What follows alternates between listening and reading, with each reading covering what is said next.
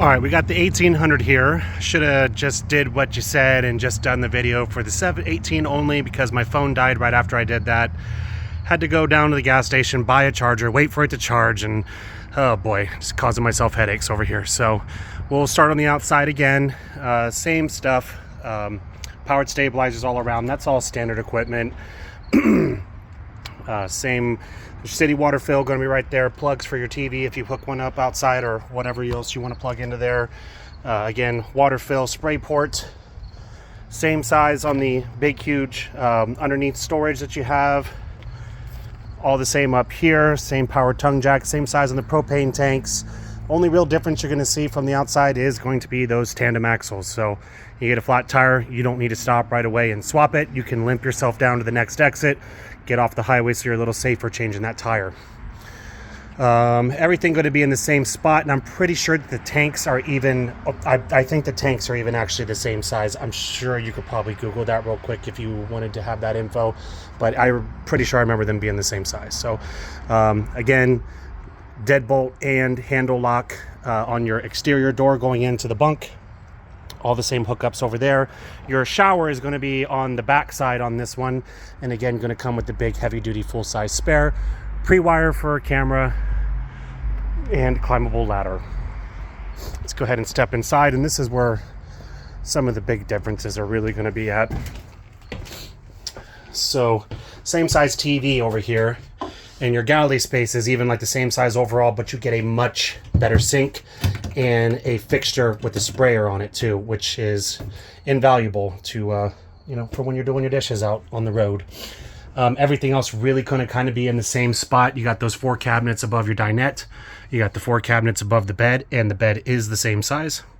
You do have some plugs up here too, USB and 120 as well. Coming back here, this is what I said you really like. I guess you kind of just move it from over here where the fridge is at now, but it's going to go from the ceiling all the way down to the floor on this one, so you got a lot more space. There is a closet rod that's in it, so you can take this drawer out and hang clothes on this if you prefer to do that. Sorry it's so dark in here. It took me so long. The sun kind of went down while I was trying to get my phone charged up. Hopefully you can see it okay.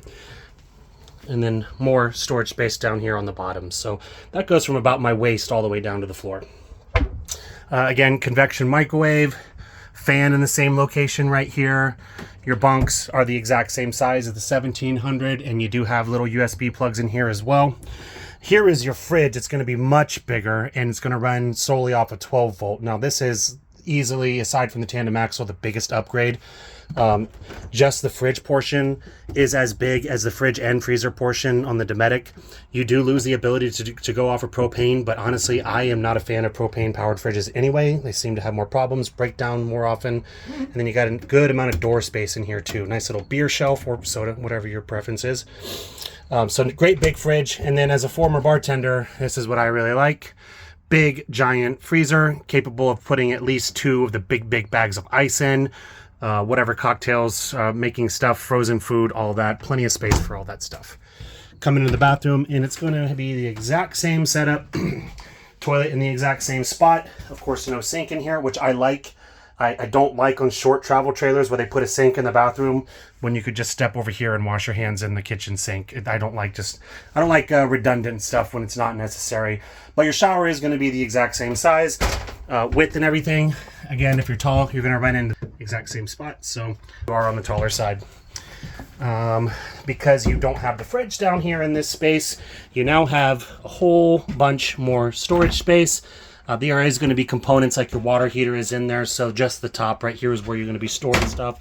But then you have 4 drawers here, and then 2 big old drawers right here too. So the seats do have storage underneath of them. There's doors there on the fronts, or for easier access, you just put your fingers in here, pull this up, and you can get under there. That's all completely open storage.